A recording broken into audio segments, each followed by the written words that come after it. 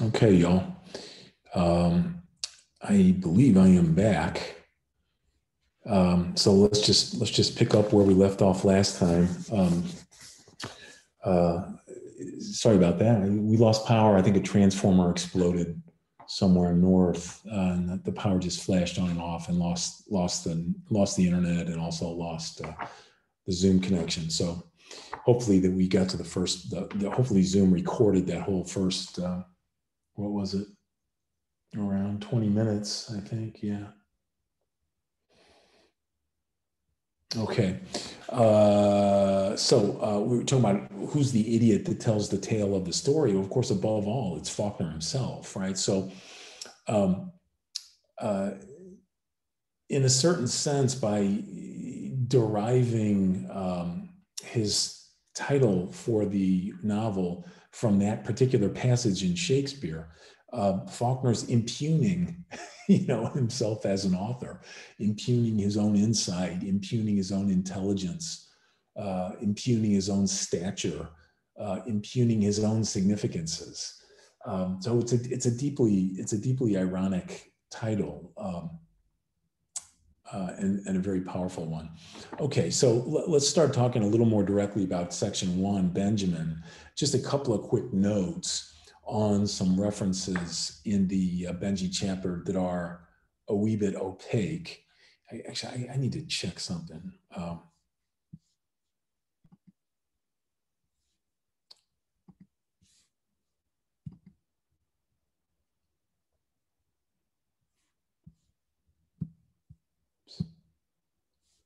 Okay. I hope that just improved the sound. I was on the wrong. My microphone setting got zapped with that little power loss. So hopefully that sounds better. I hope you could understand what I was saying just a little bit ago. So a couple of quick notes regarding some of the opaque references in chapter 1 in Benjamin. Luster refers to the show, right? And the show is the reason that Luster is looking for his lost quarter, right? So he's searching all around the family property and kind of trying to take care of Benjy at the same time. And the show is apparently a traveling vaudeville show in which a young man you'll meet in the Jason chapter, the boy with the red tie, is a performer. Now, while he's out there looking for his quarter, now you all know, the shape of a quarter, right? Luster refers to Agnes Mabel Becky. Agnes Mabel Becky. Well, there was I have to, this is a little uncomfortable. I'm sorry. I didn't make this stuff up. I have to, Faulkner's the one who put it in there. Don't blame me. Don't blame me. But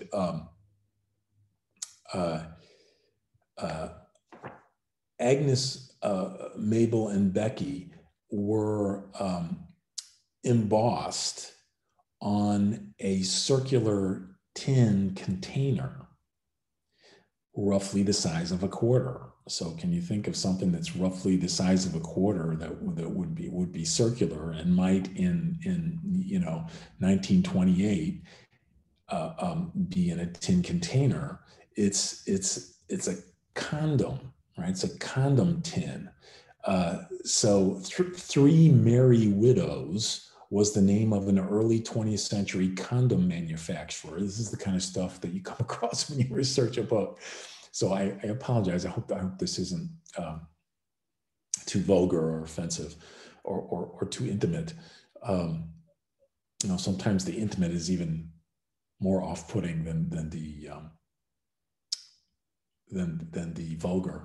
My wife and I joke we're fans of that show on what is it? I think it's on Amazon Prime called The Americans. It's just a fabulous show. It's really good, absolutely riveting, and it's about a couple that are spies. They're Russian spies, except. And they're a couple. They're literally a married couple, but they're also spies together.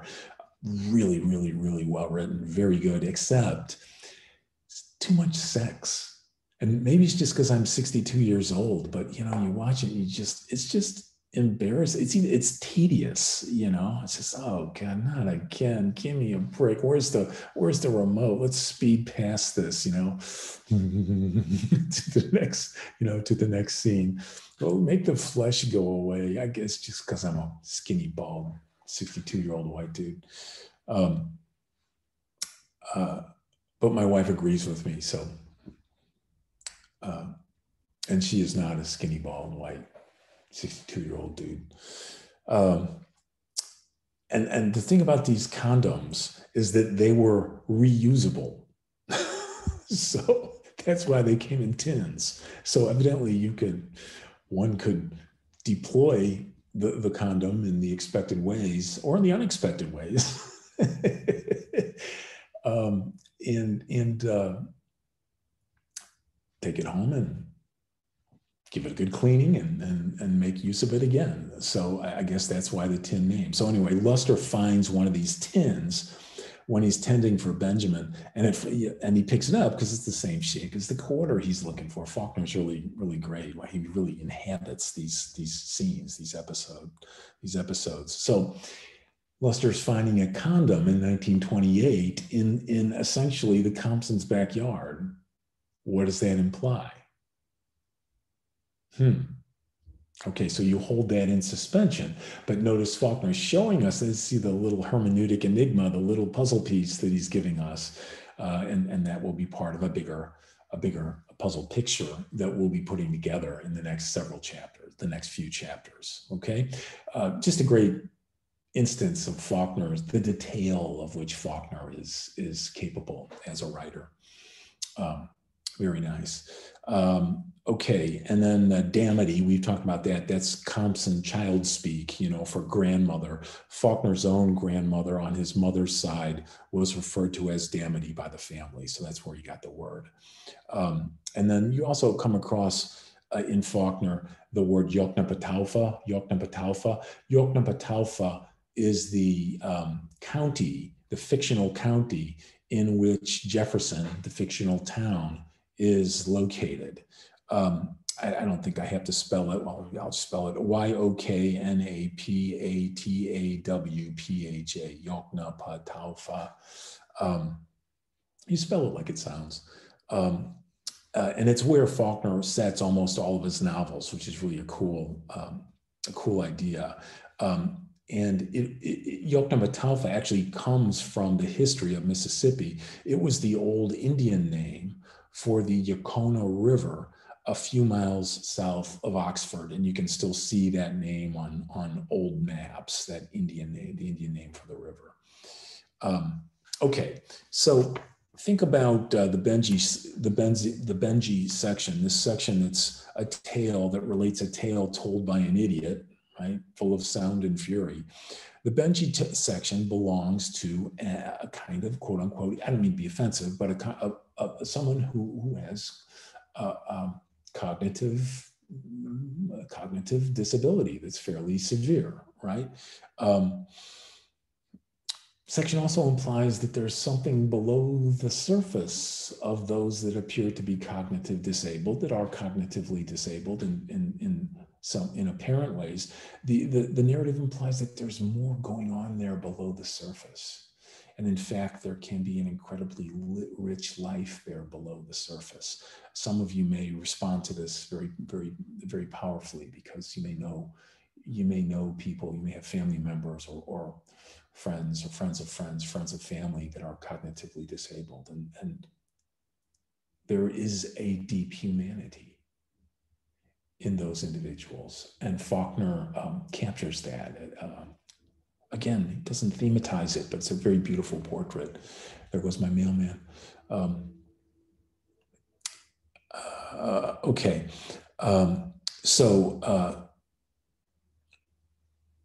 For the normal, and I'm going to put that word in quotes, for the normal, as in conventionally conceived consciousness, what structures the experience of our own lives? You think about that. What elements give shape, give structure, give order to the elements of our own lives? One is time, the other logic, the other discernment. Time, logic, discernment. This idiot's experience of his own life, Benjamin's, and the narration that represents it are structured not by time or logic or discernment, but by perceptions, by physical sensations, and the raw emotions that are embedded in those physical sensations. By physical sensations, let's make a list, and you can actually think about specific examples of these. That's what I did when I made the list. Physical sensations: sounds, smells, textures, images, objects.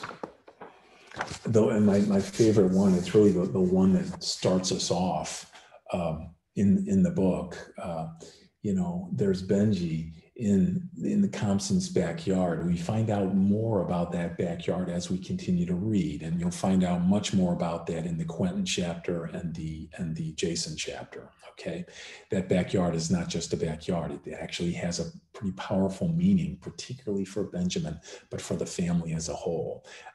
Faulkner has a great sense of the land, the landscape, and its meanings for us as human beings. Very, very powerful. Again, just another brilliant sidelight that Faulkner doesn't particularly thematize, but that it's a detail that works for him thematically.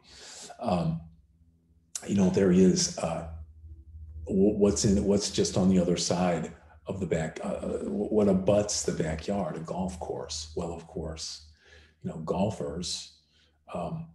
One of the perceptual events, as it were, that you experience is if you're watching a round of golf play through, you hear the golfers saying "caddy, caddy," right? CADDIE, caddy. But of course, Benjy hears that word caddy, and it registers an emotional response from him. And that's where you start to realize that this, in fact, is a Holy Saturday. He really is in the inferno. He's being tortured in ways. We'll talk about that. I have here in my language, if Holy Saturday is the period of Jesus' descent into hell, Benjy is already there. Faulkner uses these physical sensations to structure the first section, right? So you're cued, and you'll notice when you move from an italicized, this isn't always strictly true. It's not utterly 100% consistent, but it's more or less a 100% consistent, more or less. Just a little, you have to give Faulkner a little wiggle room there. But when you move from an italicized section to a non-italicized section, there's a reason for that. And usually the reason involves some kind of physical sensation that sort of catapults you from, the physical sensation catapults Benjy's consciousness, and therefore your reading of the section catapults Benjy's consciousness to another episode, either in the future of where he is conceptually, or in the past of where he is conceptually. So you're constantly springing around past, future, present, past, future, present.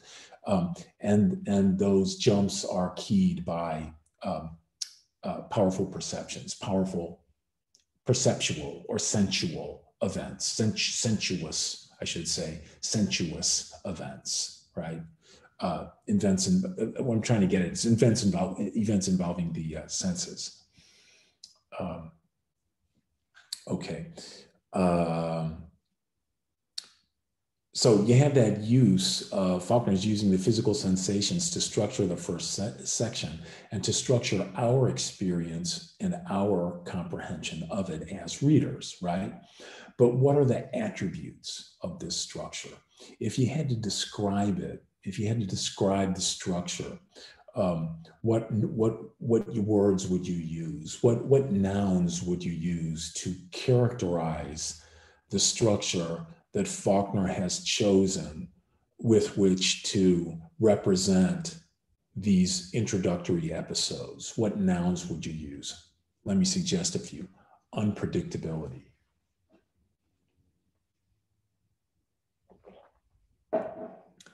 Irrationality. In other words, the narrative jumps, enact or demonstrate an alternate order, an order beyond the rational. Unpredictability, irrationality, fluidity. Episodes flow into one another without warning. There's a certain stream-like quality. Lots of water images. When we talk about Faulkner and that the notion of the stream of consciousness, it's really very, very true in Faulkner. Very true in Virginia Woolf as well. Very self-consciously true. Okay. Unpredictability, irrationality, fluidity. There's a certain immersive quality to Benjy's narration, Quentin's as well. In other words, we are moved beyond the spectatorial, beyond the evaluative, beyond the objective. We become more than spectators as readers. We become participants in the drama, participants in the dialogue, and we lose all sense of objectivity. We lose all sense of judgment. We lose all sense of evaluation. We simply, Faulkner simply registers in us an inarticulate emotional response, because that's all we have to go on, because we are literally experiencing the world of the Compsons through Benjamin's eyes and through Benjamin's consciousness. Unpredictability, irrationality, fluidity, and immersive quality. Impartiality. There's no morality or ethics at work in the Benjamin chapter, the way that there is, as you'll see in the Quentin chapter. There are no ideas.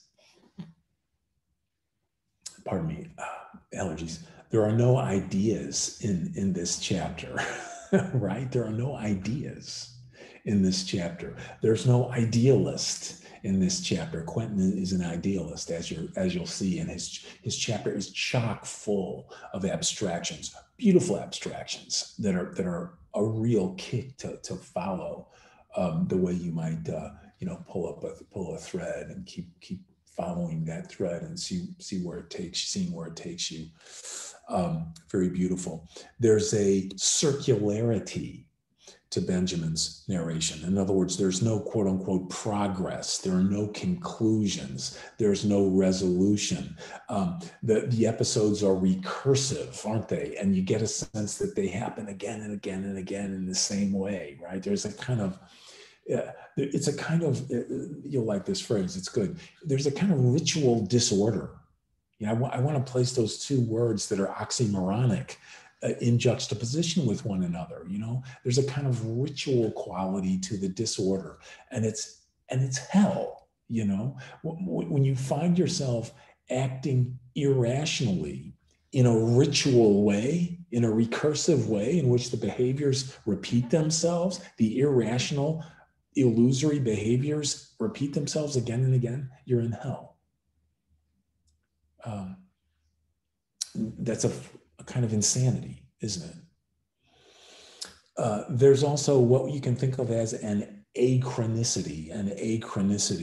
It is achronic, in other words, beyond time, this narration, or perhaps transchronic is a better conceit, in that what is past and what is present, you know what I'm going to say here, what is past and what is present, history and currency. You can also add what is to come, futurity.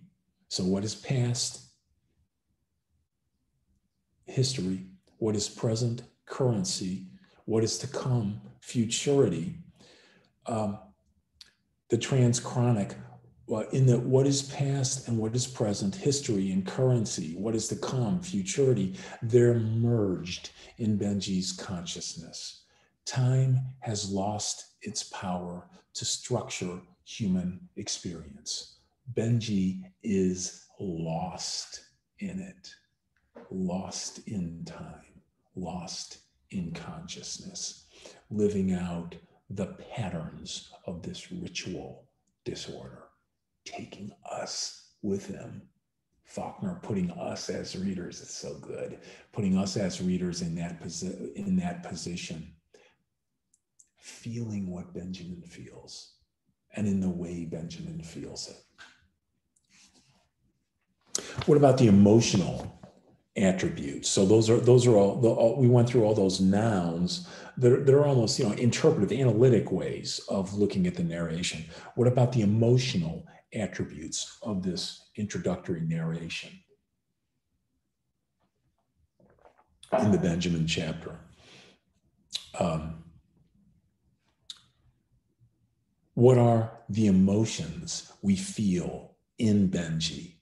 What are the emotions Benjy creates in us? What emotions rise in us as we see Benjamin's world and the world of the Compsons through Benjamin's eyes and Benjamin's consciousness? What emotions arise in us? Perplexity, disorientation, a sense of lostness, longing / desire. Because remember, when we encounter Benjamin, and we encounter him first, he's 3 years, at his youngest, in 1898, when he's with Versh, he's 3 years old. But we encounter him later too when Caddy gets married, 1910, when he's with TP. He's again, not to be too graphic here, but he's entering into sexual maturity. He's developmentally disabled, but he feels desire.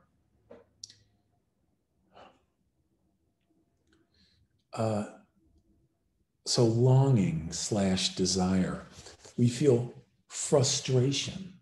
That is the longing that I've just mentioned, the desire I've just mentioned, are perpetually unrelieved, perpetually denied consummation. He can't reach what he wants. And as a reader, you can't reach it either. Also, desperation. So we have perplexity, disorientation, longing / desire, frustration, desperation. He feels that the source of the only real love he is capable of knowing is slowly slipping away, never to return, and there's nothing he can do.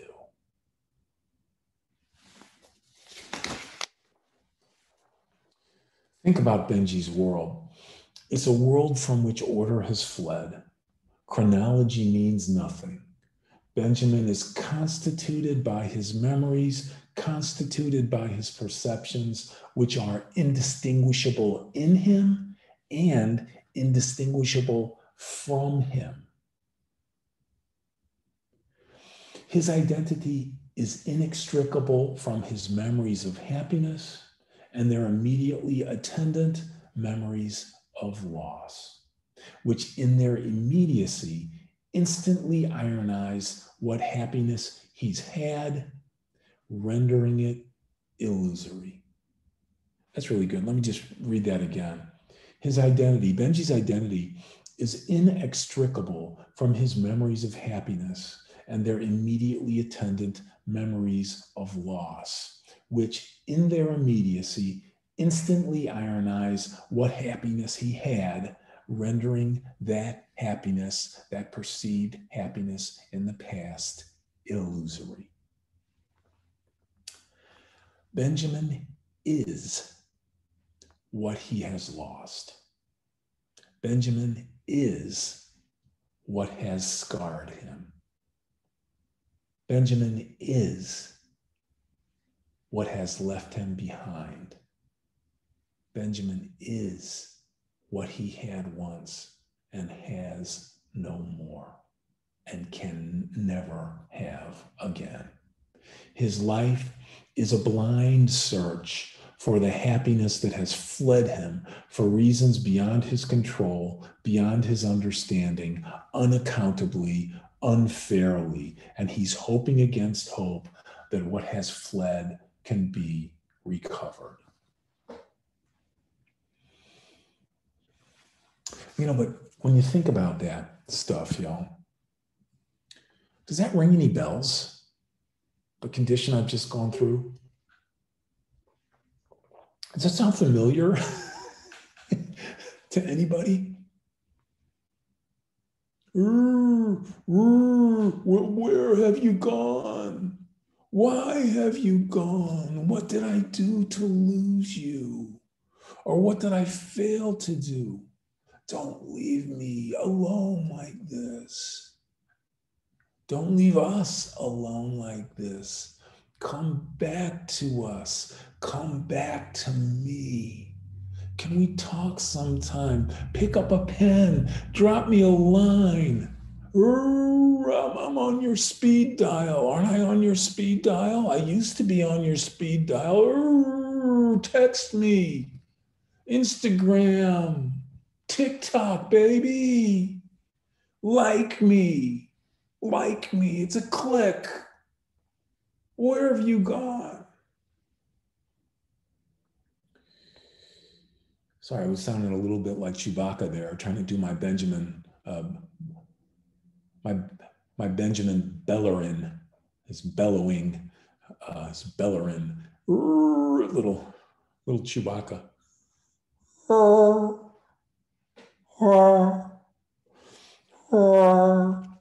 right. Does that all that sound familiar? Of course it sounds familiar. You know why? Because all of us are Benjy at the gate.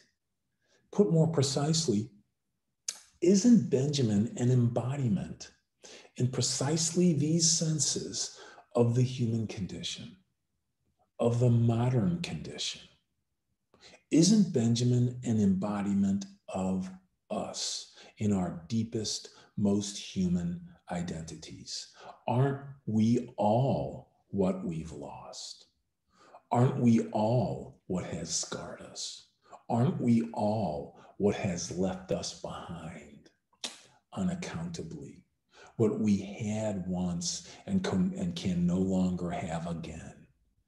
The breakups, the deaths, the divorces, the violence done to us, the violence done to us accidentally, the violence done to us intentionally, the griefs, public and private, the impotence that we feel addressing those griefs in ourselves, they all make us who we are most deeply.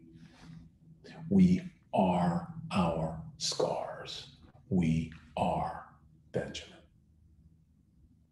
And I think of Odysseus here, recognized only by his ancient nurse, Eurycleia. And how is he recognized appropriately? By the scar that he's carried since he was a young man, by loss, by pain. Well, another striking feature, of Faulkner's narrative in the Benjy section, the names. And some of you have encountered this already. I just want to make sure I'm not going over time here. Another striking feature of Faulkner's narrative in the Benjy section, the names. And some of you have come across this already. Names are shared, names are changed. So I don't want to do any spoilers here, so I'm just going to put it this way.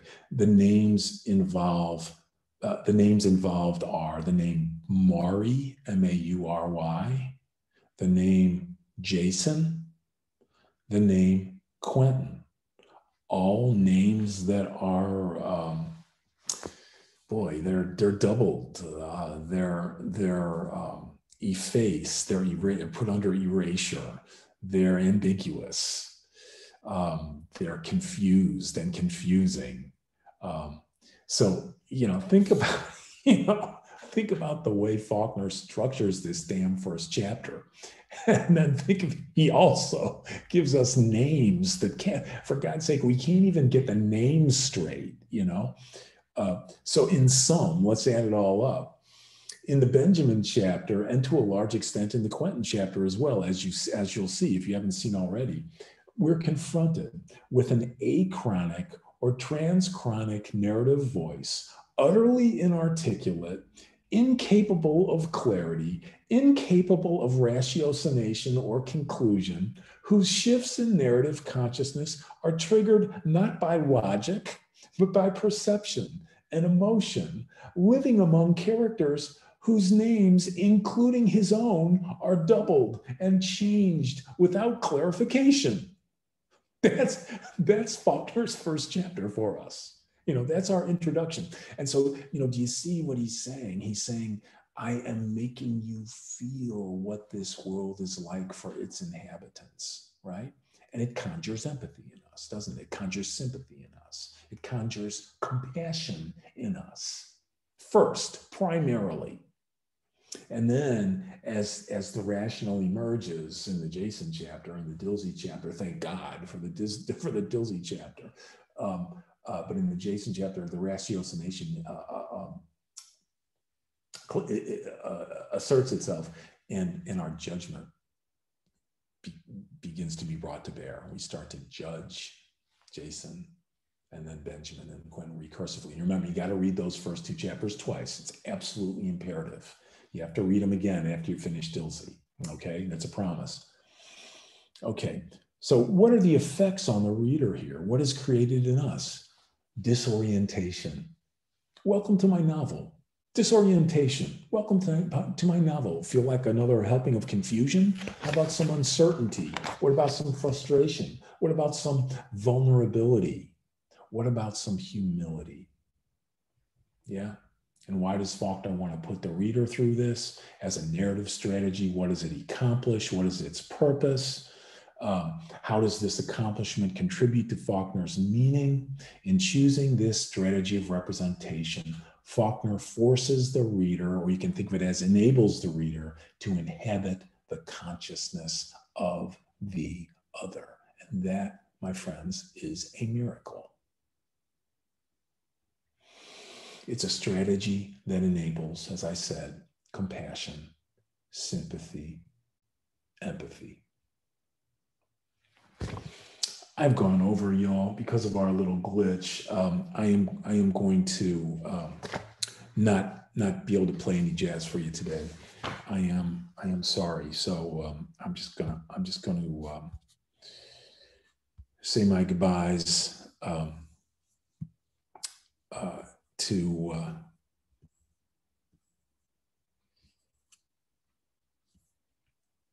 Mr. Davis.